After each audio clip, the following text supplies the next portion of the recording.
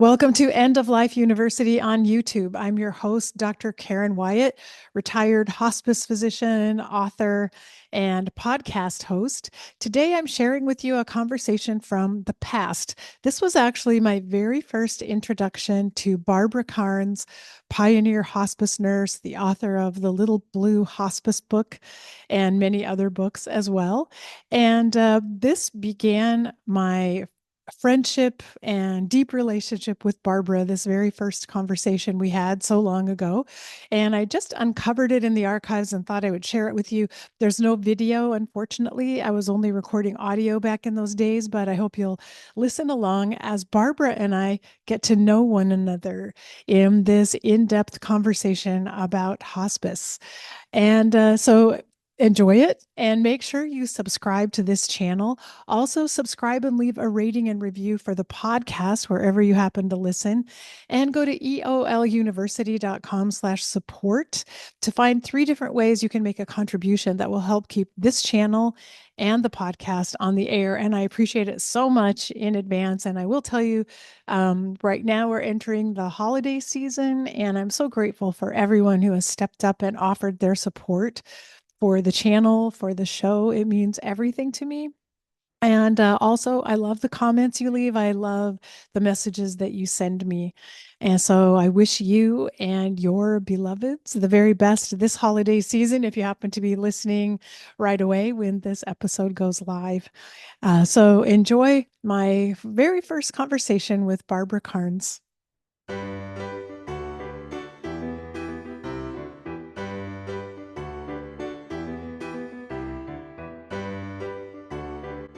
Hello and welcome to End of Life University.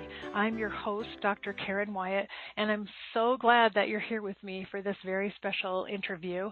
I am totally delighted myself to have as my guest today Barbara Karnes, RN. She's someone that I've been a fan of for a very long time, and so it's a great honor for me that she's here.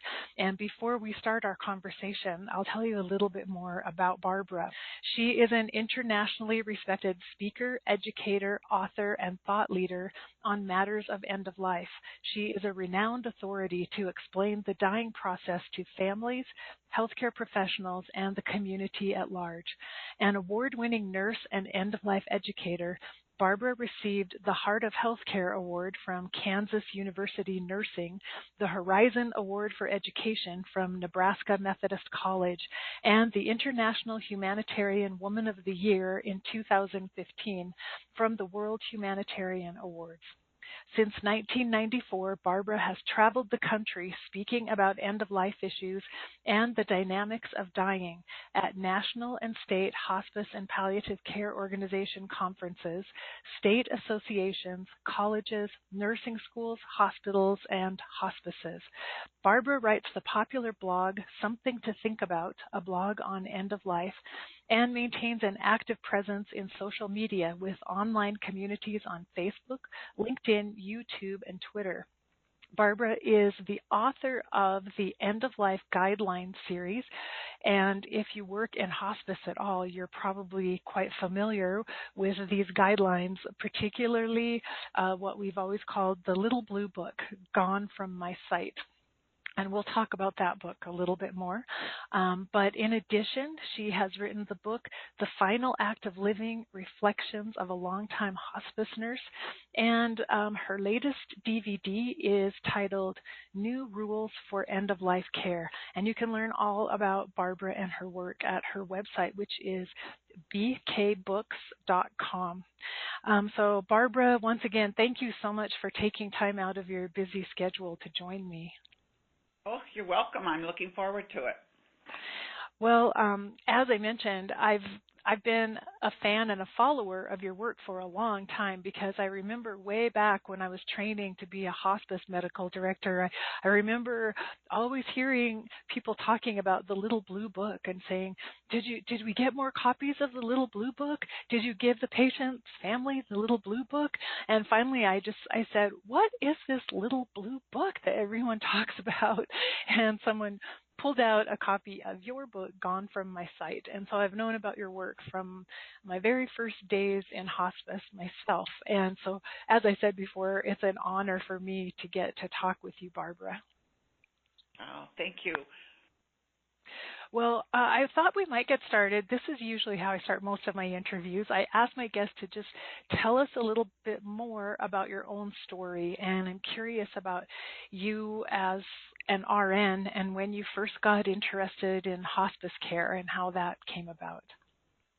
All right. Well, I'm gonna go back to actually when I graduated from nursing school, which was in 1962. And I graduated and I thought, oh my goodness, I've made a huge mistake. I should have never been a nurse. And so I never worked as a nurse. I did other stuff, but I never worked as a nurse. In the 70s, after several years of self-exploration, it was looking at what life is all about that time, mid-70s, Elizabeth Kubler-Ross came out and said, we're not taking care of our dying very well at all. And she wrote her book and did a lot of lectures and workshops. And I attended one of her week-long workshops on the end of life. And that just really resonated with me.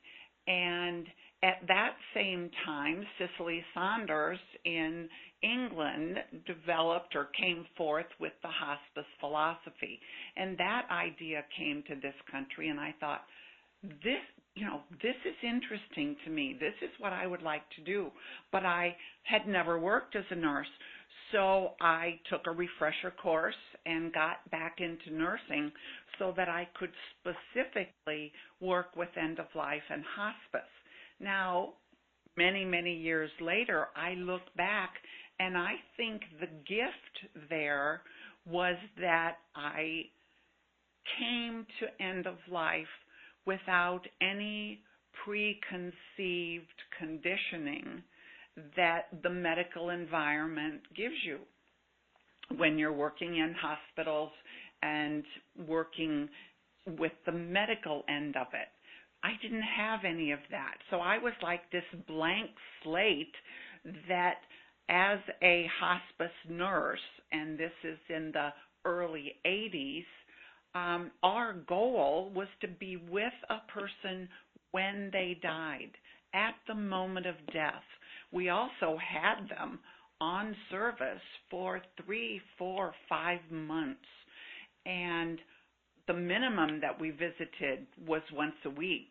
And then as they progressed, it was every day and sometimes a couple of times a day. I know that with all the regs today, that doesn't happen.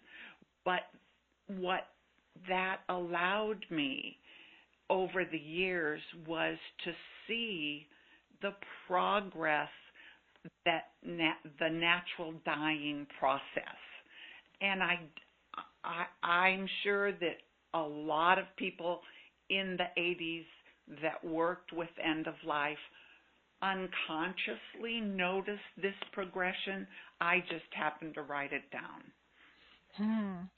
Oh, Barbara, I love that. I loved what you were saying about coming into hospice as a blank slate without any preconceived notions about health and illness and well-being, but being able to just embrace the end of life with and for your patients. That's really beautiful. And I remember for myself, when I first started in hospice myself, it was actually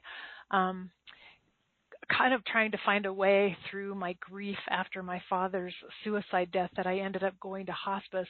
But I remember a clear feeling that I was throwing off all of these layers of as just as you said, preconceived notions about what dying is, about what death means in a medical context, and starting at the very beginning, just face to face with patients and being there for them. So I can relate to what you're saying because I had a similar experience, even though I did practice medicine before I came to hospice. Well, and that's it. We all who are working in end of life, really it is helpful if consciously we can recognize that we're like salmon going upstream. We're going against the current of the medical establishment. And when we recognize that, then we can be more open to seeing and experiencing and living with the family and the patient. Mm-hmm. We can be more open to what's going on. But because medicine, and I'm going out on a limb here, but it won't be the first time, medicine tends to treat diseases that people have. And the hospice philosophy, and I'll broaden it to palliative care, to end of life philosophy that we're trying to promote, is that we take care of people that have diseases. Exactly. And I love your quote. This is one of my favorite quotes from your writing, which is, dying is not a medical event. Dying is a social, communal event. And I think that in our society, we have allowed dying to become a medical event, and now we're trying to pull it back from the grasp of medicine to bring it back to the community, the family, the home, rather than the hospital and the ICU. So any thoughts you have on that? Well, absolutely, that's what we're trying to do. And what I like to think about is that ever since humans, animals were created, how we took care of people that were dying over eons of time, that's changed, and it will continue to change how we take care of the dying. But here's the key thing here: how people die, how the body dies, has not changed. There is a natural, normal progression that the body goes through as it's approaching death. And so if we can recognize the difference between what is the normal dying process and how we've medicalized dying, then recognizing that difference, we can then treat our dying, do I say more humanely? Maybe I do. So I think it's key that we recognize dying isn't about the medical. It is about the interactions with people, the community, the social, the love, the getting families to interact, to get them beyond the fear that everyone brings to the bedside. And that psychosocial support is where the healing comes in.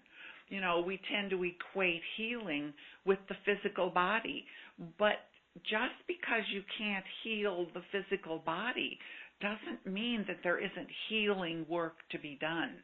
We can heal the emotional, the mental, and the spiritual parts of a person, not only the person that's dying, but also the family.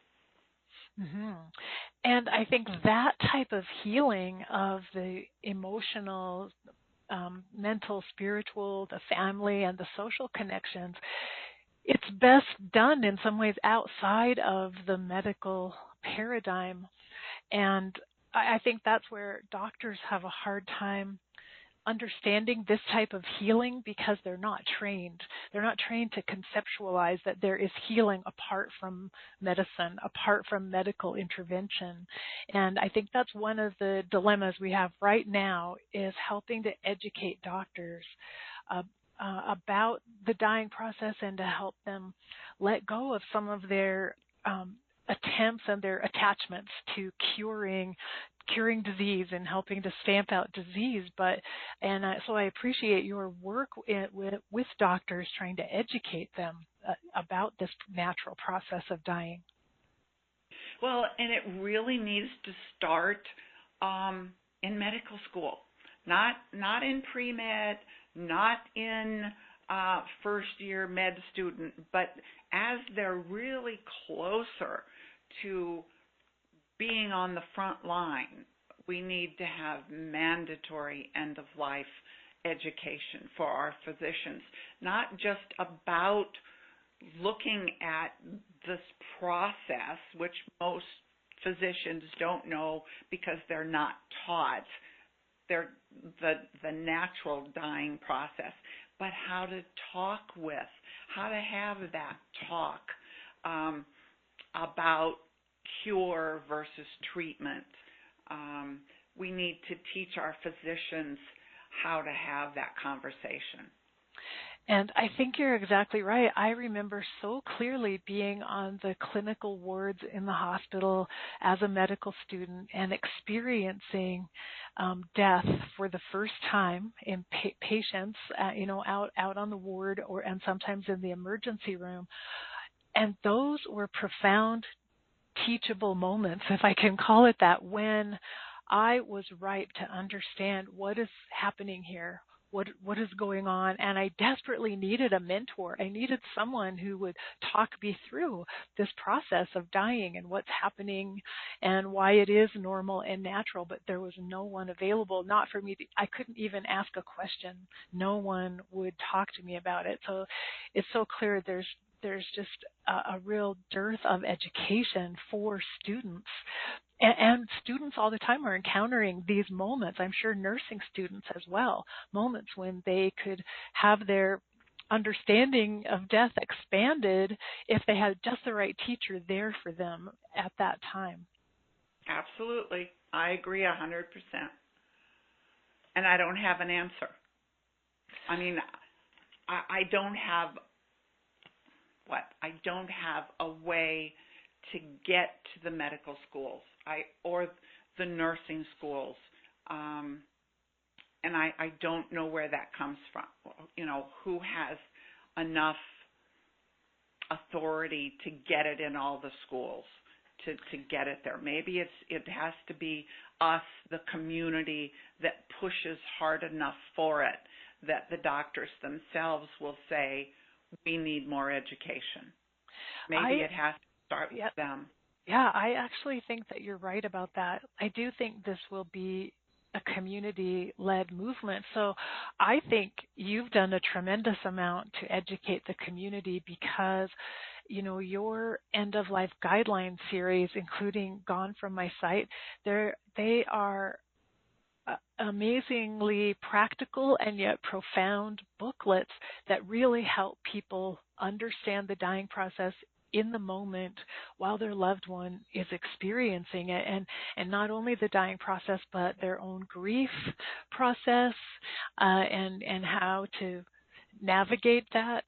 And also it helps patients with terminal illness come to terms with that. So I feel like you have done probably more than anyone toward encouraging this education of the public. Well, what started me in the writing end of it was one night sitting with a family while Mom was in the bedroom in labor, probably days before death, and I'm talking to the family about what they're going to see, what they're going to what Mom is experiencing, and one of the daughters was taking notes. And I thought, oh dear, this is not right. She should not have to be sitting there taking notes. So that weekend, I wrote out what I say and how I was teaching families. And that became Gone From My Sight, the little blue book. Then that kind of took on a life of its own, and I started getting letters from families saying Mom died and I want 3 more gone from my site because it was so helpful. And I thought, well, wait a minute. Yeah, it would be helpful to, even after the death, to see that what happened was normal, but they need something for their grief.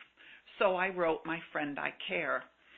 Then a few years later, my mother and stepfather were diagnosed with cancer of the lung they died within 5 months of each other. And so I wrote A Time to Live for them on how to live and make the best of the gift that they were given, which was a gift of time. So that's how those came to be. Well, then hospice has changed over the years. And as I said, our goal was to be with the family and the patient at the moment of death. But now with all the regs and the micromanaging, most of the time the family is alone if their loved one is dying at home. And so I wrote The 11th Hour so that the family would have some guidance on what they could do in the weeks to days to hours before death, because they'd be alone and there wouldn't be anyone to guide them. So that's how that series came to be, in that it evolved out of needs that I saw in the end of life arena. And I love that you were so willing to step up and meet the need that you saw. And as evidence, if I have this statistic right, I read that Gone From My Sight has sold over 12 million copies. Is that correct? It has, all over the world. I mean, as I said, it took on a life of its own, and I just feel I was the instrument that got it out there, but that's all I was an instrument. It's filling a need that our planet needs, and I'm awed that I could have been the instrument. Well, absolutely. It's beautiful, and that you just humbly responded when the need was presented to you.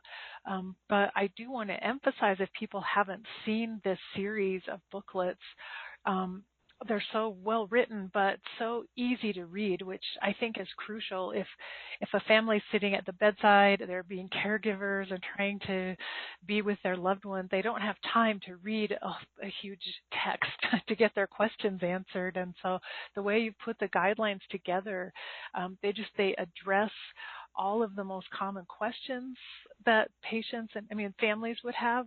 And then they also have this little summary page at the very end, which I really love as well. It seems to me it's so simple for someone to flip back to that last page and reread, oh yes, that's right, these are the things we need to know. So I just want to commend you for having the insight to put it together in the way you did. Oh, thank you.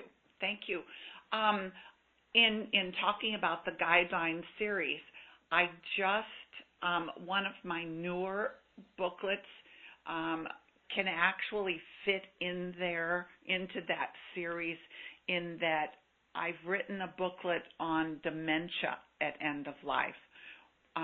We are dealing with more and more people that have dementia, and dementia as death approaches doesn't play by the rules. And so that normal, natural dying process doesn't fit with someone who has dementia. So I wrote some guidance on what families can look for when their loved one is in the latter stages of dementia, and how they can kind of get an idea of when death is approaching. That's perfect, and so that's so very needed right now. Yes. And I wanted to ask you a little bit. I know you recently recorded a DVD called New Rules for End-of-Life Care, and so I was hoping you'd talk a little bit more about that, about what inspired you to make the DVD and what you see as the new rules. Well, taking care of someone at end of life is different than taking care of someone who's going to get better.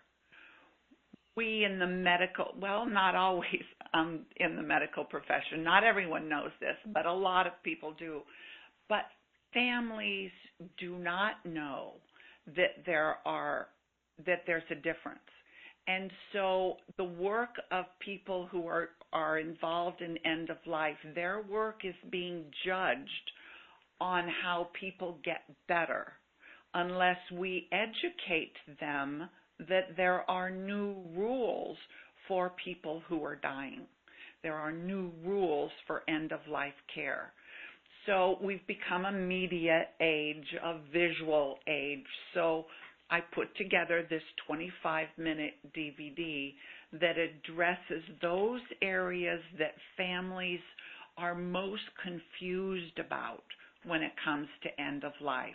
Eating, not eating, hydration, dehydration, sleeping versus exercise, narcotics. We're really frightened of narcotics and overdose and addiction. So I address those areas that people are most afraid of because I believe that knowledge reduces fear. And so if we teach the new rules that this is how people die, this is normal, this is natural, mom's doing a good job. She's doing what she's supposed to be doing, that nothing bad is happening here. This is very sad that mom's body is dying and mom is dying. This is very sad, but nothing bad is happening. She's doing what she's supposed to be doing. That's the focus in this 25-minute DVD. That is excellent. And as you were talking, it made me, and emphasizing the difference between caring for someone who's expected to get better and caring for someone who will go on to die. It reminded me, I live in a rural area, and right now we don't have hospice care here, and our hospital insists, because they have a home care department, that home care provides for the same, the same needs and the same care as hospice care. And I've beat my head against the wall trying to tell them it's not nearly the same, and trying to help them understand that just sending a home health aide into someone's home who doesn't understand the natural process of dying is not the same as hospice care. And so I feel like your DVD should be shown in hospitals for administrators even to help them understand these issues. Absolutely. I want to go back to home health a minute. Home health, with all their regulations, their purpose is to show improvement, to show that a person is getting better.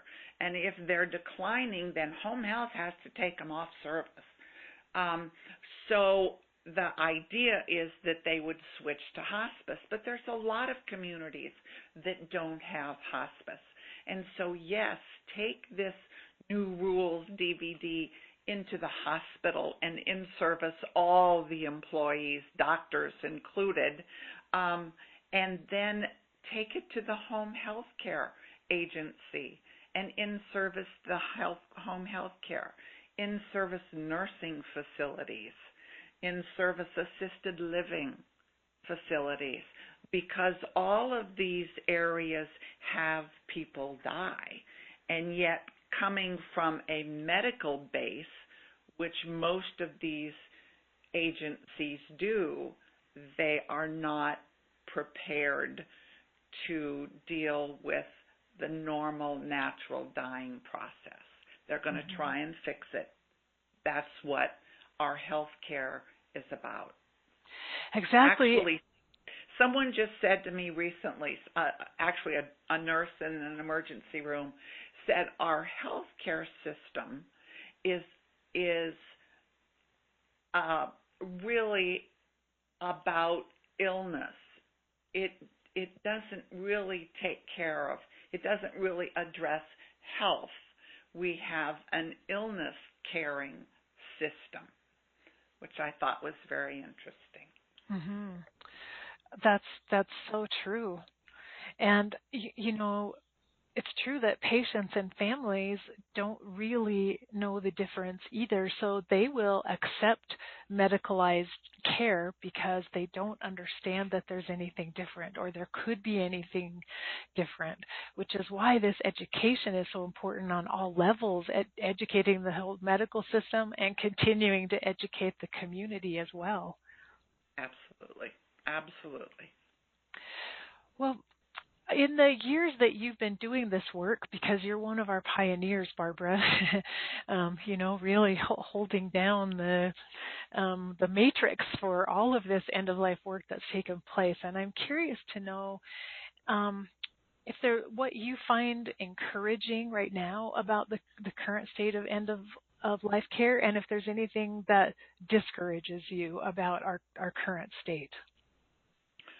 Okay, I'll start with the discouraging so I end on a positive note. That's a good. I should have asked it that way. That's a good idea. I am discouraged in the hospice arena that has become more and more medicalized, and that it's micromanaged with regulations, and we really, not to say that hospice doesn't have the ability to do a great job,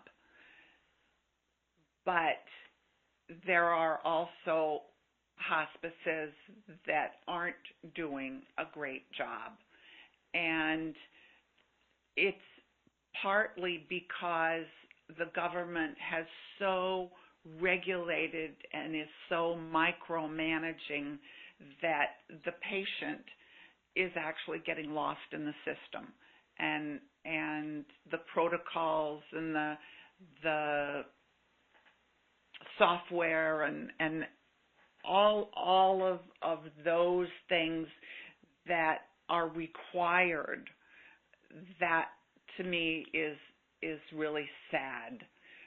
The upside, the good, encouraging thing is that we now have end-of-life doulas. We have people that are stepping outside of the tradition and the norm that has developed in end-of-life care. And it's almost like we're coming full circle in that in the 50s and 60s, people died in the hospital. Started out in the 20s, 30s, and before that, 40s, people died at home. And then they started dying in hospitals and nursing homes. And we've evolved. Remember, I said how we take care of the dying continually changes, but how we die doesn't. But right now, in the 70s, we got into the hospice movement, and it was mostly volunteer, and it was not medicalized. And then when the Medicare developed a hospice program and money became an issue and regulations became an issue, then it started getting more medicalized. And now people stepping outside of the Medicare hospice arena, and we're getting volunteer programs, we're getting residential care facilities that take care of people who are dying, but not putting them on hospice, or having a hospice home health come in instead of going to hospice houses. So we're coming full circle. We're at a new place, And to me, that's exciting to see if we can be more creative again in this cycle. It's almost like a spiral, that keeps going and going, and we're refining it again. I love that imagery, and I love that you use the word being creative, because I would say that is the hallmark for me of my early years in hospice, before a lot of the protocols and the regulations, that we were really in some ways flying by the seat of our pants, going to see a patient, and every situation was new. I mean, something we may not have encountered before, and the nurse and I would be there and just thinking as creatively as we could, how can we help? How can we make a difference? What could we try here? And we had, frankly, really wonderful, amazing results most of the time. And I think protocols and standardization, while I understand the need on one hand, but they do tend to dampen down that creativity, so no one feels they can even take a risk of doing something a little different. I used to stand on the porch before I rang the doorbell and say, "Oh, dear God, I seek to heal, not hurt." Because seat of your pants, exactly what we did. We made it up as we went along because there wasn't any guidance. No one really understood the dying process. But through that creativity, we've learned a great deal, and that spiral has come around again, and I think we're starting to see some new creativity. And I like that image that how we care for the dying does continue to evolve. So we needn't get too discouraged, because we will keep going through phases and these cycles, and things may look worse for a while, but it continues to change and grow as we go. So as long as we all come to this work with our hearts wide open and willing to invest ourselves in it, I think we can count on it that we're headed to better and better days eventually. Yep. We just have to keep plugging along. We just keep going. Well, given this new climate in hospices that you have described, when I speak for hospices, I have a chance. I find lots and lots of new nurses who are brand new to hospice, and sometimes brand new to nursing as well, who are getting recruited to work for hospices. And when I meet them, they seem absolutely terrified and overwhelmed a little bit.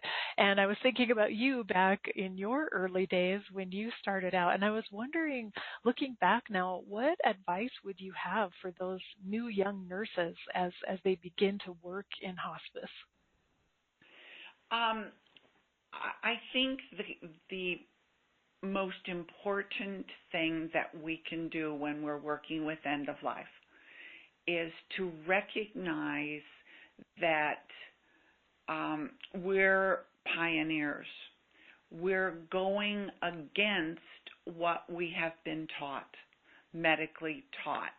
And so we're going to have to take care of ourselves in a different way. We who work in end of life have unique challenges that other healthcare professionals don't have. And so if you want to stay in this work, then I think there's some key things. And that one is, why are you doing this work? Is it just a job? If it's just a job, then you need to see what your belief system is in regards to death and afterlife, and is death the enemy? Is it a failure? What do you believe about end of life? Because you're going to be dealing with it every single day. So you have to know what your own belief system is. You have to recognize that you have challenges that others don't. And I think and you have to really take care of yourself. There will be unrealized grief And I learned this after about the first year when I fell in a little heap at a grief workshop. And I just kept saying, there are so many ghosts. And what I didn't realize until then was that I needed closure for every single patient and family that I worked with, because we give a piece of ourselves to every person that we work with. And then when that person dies, particularly in this environment, you'll have a death one day and you may have 2 new patients by that afternoon. And so you just keep moving on and stuffing that grief in your pocket and not acknowledging it. So I believe we need to develop a ritual for every death that we encounter with our patients. Some way of finding closure, whether it's going out and lighting a candle for that person. I personally went to every visitation. It was on my own dime and on my own hours. But for me, I said goodbye to the family, and then I went up to the coffin, if there was one, and placed my hand on the body and said, thank you for coming into my life, and I wish you well on your journey. I had closure, and I think each one of us need to find closure so that we can stay healthy. I think also we need to have a buddy system. I would love to see every agency have a buddy system where you've got one person that's your person that you can call and talk to and say, oh my God, you aren't going to believe what just happened. We see some really scary stuff. We see some horrible stuff, as well as beautiful, wonderful stuff. But we need to be able to discharge, and that doesn't happen with the frequency that it should. So we see something that is disconcerting to us, that's upsetting to us, and then we just put that in our pocket also. And if we don't debrief, and I mean immediately, I don't mean 3 days later set up an appointment with the hospice chaplain. I mean you walk out of the house of whatever happened, and you get on your cell phone and you call your buddy and say, I need to tell you this story, because we need to get it out of ourselves. Otherwise, we're going to carry it. So I feel really strongly as I watch the end of life arena that we're losing people, and we're losing them to burnout because they're not taking care of themselves.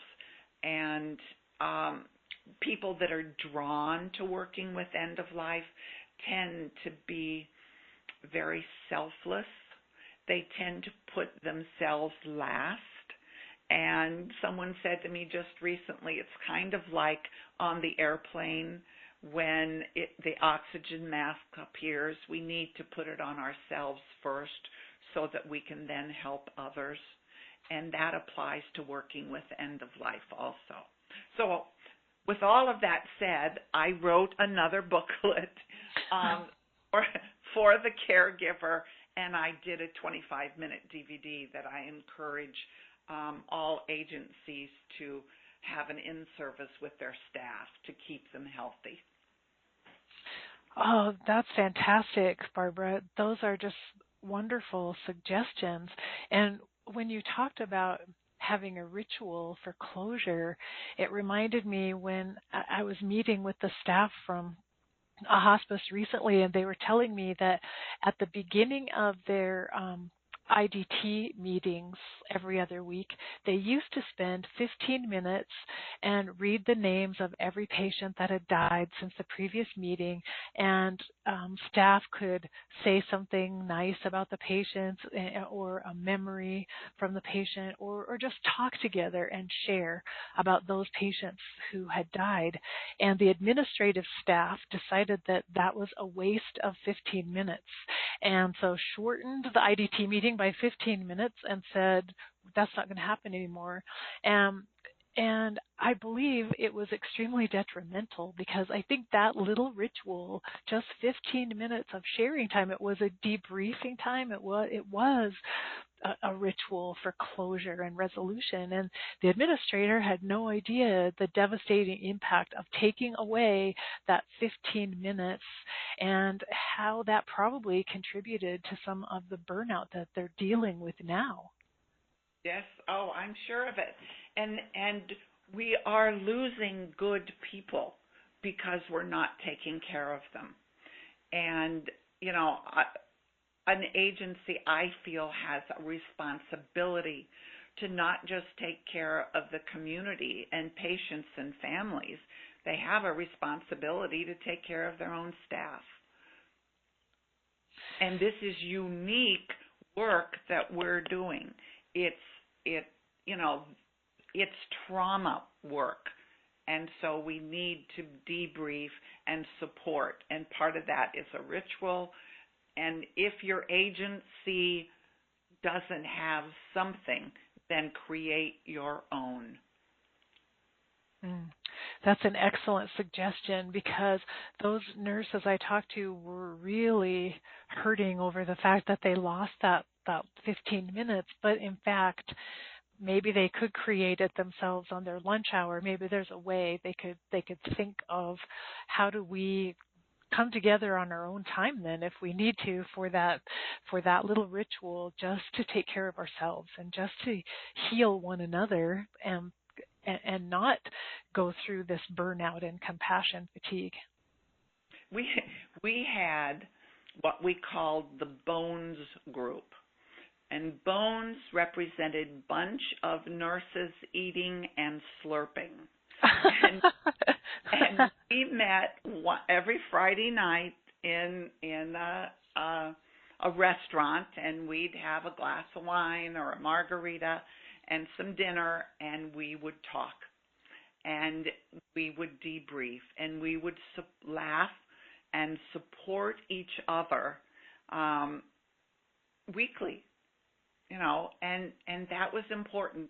And if your agency doesn't have something for you, create your own. Get your own Bones group or whatever. But, you know, we are not alone. We can take responsibility for ourselves and our own health if our agency isn't looking out for us. That is a wonderful idea, and I love the title, the Bones Network.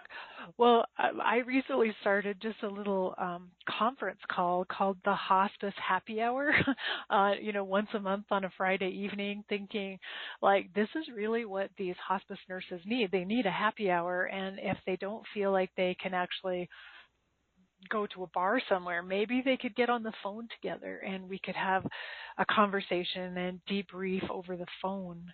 And even if we can't get together face to face. So I'm just trying to get that started, because I feel like it's so important, and the work that is being done in hospice, it's so crucial. Our society needs it so desperately. We can't afford to lose in some of our best workers out there. That's right. That's right. And with Skyping and all of these, FaceTime, and, we can work together and support each other. Well, and I'm wondering for you, Barbara, because you're in a different arena now, speaking and traveling, and I'm wondering if there's still a risk of burnout, and if it's a little different when you don't have the patient encounters as often to kind of feed you on the one hand. Like what is this career like for you right now in the work you're doing? Well, I'm getting older, and so traveling, I live on the West Coast, and so one speaking day is really 3 days for me because I've got 2 travel days and a speaking day. So that's getting harder.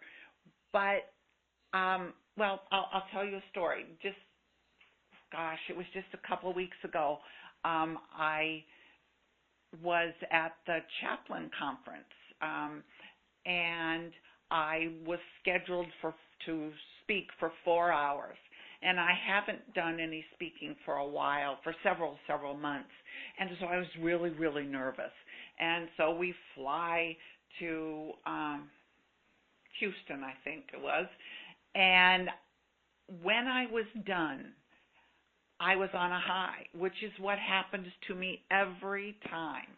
I feel so good having interacted with people and taught and shared that I afterwards I thought, here I was thinking I didn't want to do this anymore, and I love it. I get a great deal from it, so I'll keep doing it.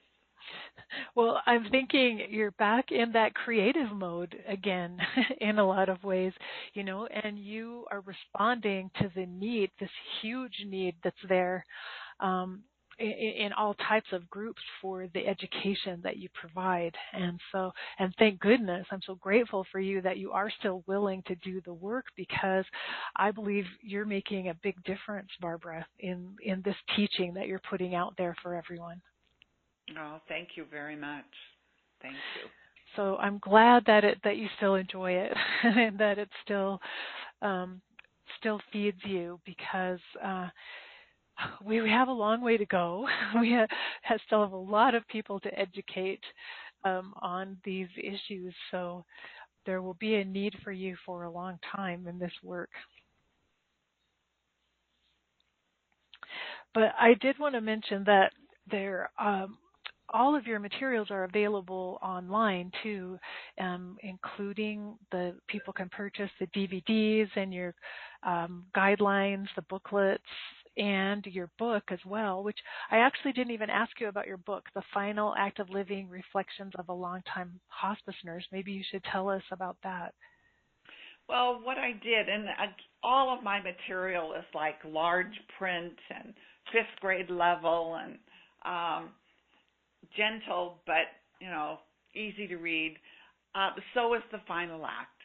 And as we talked about, I give workshops all over, and I took the information from the workshops and put it in the book, Final Act of Living. And I did that so thinking I could reach more people with a book than, several hundred when I go speak. So I don't even remember now when I wrote it, but it is the information in the workshops that I give. So that's always available on your website, bkbooks.com. Yes, bkbooks.com. Yes. What I wanted to say also is that people write me and ask me questions about end of life, and so I have a blog that it's about every 2 weeks that it goes on my website, and I answer whatever the questions are, or just talk about whatever someone wants me to talk about. And so if anyone's interested in receiving that blog, why, go to the website and you can just sign up for the blog, and you would get that weekly. And it's another way for educating And knowledge reduces fear, as I said earlier. That's what I'm on the planet for, is to educate others. Oh, exactly. It's so important, and important that each of us be sure to educate others around us, that we have the courage to talk to our family members, talk to our friends, and not be afraid to say the word death, and not be afraid to bring up the subject and have these conversations just like you and I are doing right now. It's really, really important. In fact, what I would like to see in our medical protocol is to have the advance directive talk with our physician when we're healthy. You know, when you go to your physician for your yearly checkup, make that discussion on, if I get sick and have a life-threatening illness, here's what I want from you as a physician. If we have that discussion before we need to, I think everyone would be more comfortable in having the discussion. It's when we're facing end of life that physicians are afraid to talk about end of life, so they're just going to promote treatments and those kind of options, and the family isn't going to want to talk about, well, what happens if you die here. So we tend not to have the conversation at all, where it would be really, I think, advantageous for all of us if there was some kind of protocol that physicians would have that discussion, open discussion, before the patient needed it. That's an excellent idea. And I think it harkens back to what we were talking about earlier, that the way the medical profession most likely is going to change is when the demands from the community reach a great enough level that physicians suddenly say, boy, I had 5 patients come in today and want to talk about end-of-life issues and advance directives. What's going on? I need to learn about this so I know how to talk to them. I think it really is going to have to start at the community level, and we need to empower and encourage patients to go to their doctors and just bring up the subject and say, I really want to talk to you about this. I really want to think ahead and be prepared for that time in my life. I think that is how eventually, hopefully, will help change the medical profession. I hope so. I see that we as consumers, and that's, doctors are a product, healthcare is a product.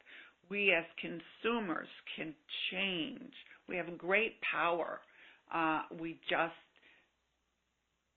tend to think of ourselves as being very vulnerable and weak when we're in need of health care, where if we concentrate on health and we have our yearly checkups or whatever, have the conversation before you need it.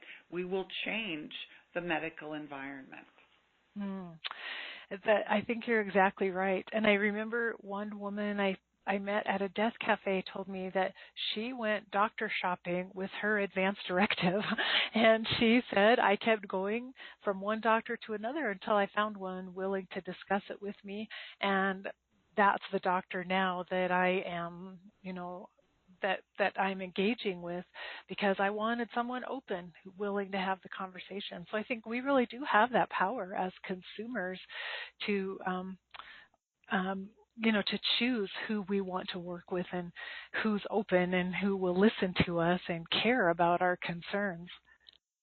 Absolutely. Absolutely. Good for her. I'm impressed. Yeah. I'm impressed.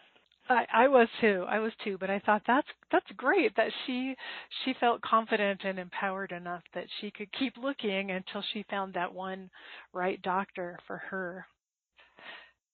Well, Barbara, I want to thank you so much once again. I'm thanking you for all of your work, this lifetime of work you've put out there, and I have no doubt that you single-handedly have made a huge impact on the whole end of life arena, and that some of the positive changes we're seeing today are because of the educational efforts that you've made over time. So thank you so much. Thank you for being a pioneer and a mentor, and for really empowering young hospice doctors like me to go out there and take better care of patients. Oh, thank you for your kind words. Well, I hope all of our listeners will go on your website and take a look at all the wonderful things you have to offer there and connect with you, Barbara. And what's next for you? Any new projects you're working on, or? Well, I just finished with taking care of yourself. I am writing a book, so I suppose that's the project. Yeah, that's the project that I'm working on. So who knows when I'll get it done, because I'm running around. I am still traveling and running around the country, but I am working on a book of stories. I think we human beings like stories. We relate to stories. So each chapter will be a story experience that I had, names changed, etc. But then after the story, I will talk about what gift I got, what I learned from this experience. The idea being that the people who read it will relate to the story, and then will learn also through my experience and what I learned, that they will learn also. That sounds fabulous. I can't wait to read that, Barbara. So that's on the horizon. I've got about, I guess, 10 stories written and probably 10 more to go, and then we'll pull it together. Well, we'll all look forward to that, to seeing that new book come out. And so I'll remind our listeners that I'm talking with Barbara Karnes, RN, and her website is bkbooks.com. And you can also look for her on social media, Facebook, LinkedIn, YouTube, and Twitter. So get connected with Barbara. I'm on her mailing list, and so I love getting your emails, Barbara, and getting a little dose of inspiration and wisdom from you. Thank you again, Barbara, for taking time out today to talk with me. This has been so fun. I love doing this. This is great. Thank you, Karen, for a really interesting, fun hour. I had a great time. I hope you did too. Me too. Thank you so much, Barbara. And I hope we can stay connected, and I can hear about your next steps and when your book comes out. Okay. Well, take care and goodbye. Bye. I hope you enjoyed that conversation with Barbara Karnes from the archives. And as I may have mentioned before, I'm taking a little bit of a holiday respite, so there'll be a little gap in between episodes, but I will be back in the very brand beginning of the new year. So stay tuned for more interviews and episodes then. Take care.